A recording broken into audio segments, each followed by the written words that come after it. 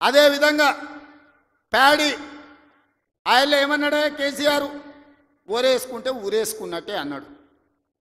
అన్నట్టు ఉండాలి కదా.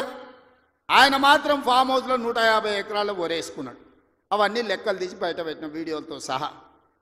మా సార్ అట్లా వేసుకున్నారు కానీ అని వాళ్ళ తాబేదారులు వచ్చి చెప్పారు.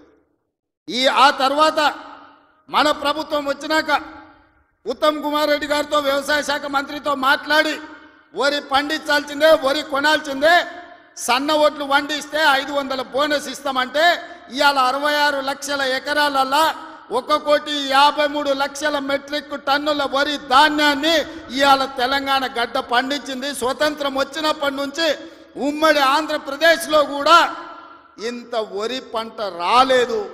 ఇవాళ మన 10 నెలల ప్రభుత్వంలో 1,53,00,000 మెట్రిక్ టన్నుల వడ్లు పండించిందంటే అది మన రైతన్నల గొప్పతనం కాదా?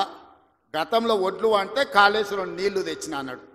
ఆ దిక్కుమాలినోడు కట్టిన కాళేశ్వరం మేడిగడ్డ, అన్నారము, సుందిల్ల 3 కుప్పగూలినాయి. వెనకటికి కూడా పనిమంతుడు పందిరేస్తున్నట్ట కుక్కతోక్క తలిగి కూలిపోయిందంట. కాళేశ్వరం కట్టిండెప్పుడు, కూలిందెప్పుడు? 1,00,000 కోట్లు నిండా మింగిండు, ఫామ్ హౌస్లో బోర్లో వండిండు.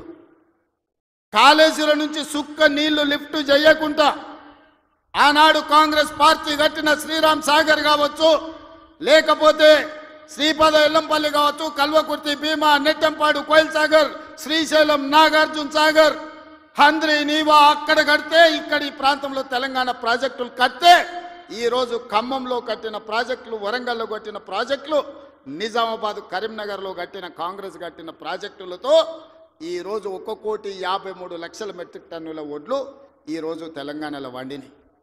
1,00,000 కోట్లు కాళేశ్వరంలో కాంట్రాక్టర్లకు కాలబెట్టిండు. పాలమూరు రంగారెడ్డికి 20,000 కోట్లు కాలబెట్టిండు. ఇంతవరకు సుక్క నీరు రాలేదు. కాళేశ్వరంలో 52,000 ఎకరాలకు ఇచ్చాడు. 1,00,000 కోట్లు కాంట్రాక్టులకు బిల్లు ఇస్తే 52,000 ఎకరాలకు నీళ్ళు వచ్చినాయి. ఈసారి అవి కూలిపోయి అది కూడా రాలే. ఇప్పటి వరకు చంద్రశేఖరరావు గారు ఈ 10 ఏళ్లల్లో 1,83,000 కోట్ల రూపాయల ప్రజాధనాన్ని ఇరిగేషన్ ప్రాజెక్టుల మీద పెట్టిండు. నేను సూటిగా అడుగుతున్నా, ఏ ప్రాజెక్ట్ అయినా నువ్వు పూర్తి చేసినవా? ఏ ఒక్క ప్రాజెక్ట్ అయినా తెలంగాణ ప్రజలకు అంకితం చేసినవా? ఇది పూర్తయింది, ఇది ప్రజలకు అంకితమైంది, దీంట్లో నీళ్ళు వస్తున్నాయని చెప్తావా అని నేను అడుగుతున్నా. ఇవాళ మల్లన్న సాగర్ అంటాడు, రంగనాయక్ సాగర్ అంటాడు, కొండపోచమ్మ అంటాడు. రంగనాయక్ సాగర్ కడితే రంగనాయక్ సాగర్ దగ్గర హరీష్ రావు ఫామ్ హౌస్ కట్టుకున్నాడు. 3 దిక్కుల ప్రాజెక్ట్ ఉంటుంది, మధ్యలో ఆయనకు ఫామ్ హౌస్ ఉంటుంది. ఆయనకు 360 డిగ్రీలు వాటర్ ఫ్రంట్ వ్యూ ఉండాలంట.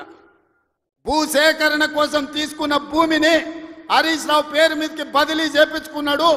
ప్రాజెక్టు కోసం సేకరించిన భూములు రంగనాయక్ సాగర్, సిద్దిపేట దగ్గర ప్రాజెక్టు కోసం సేకరించిన భూములు ప్రాజెక్టుల నుంచి తొలగించి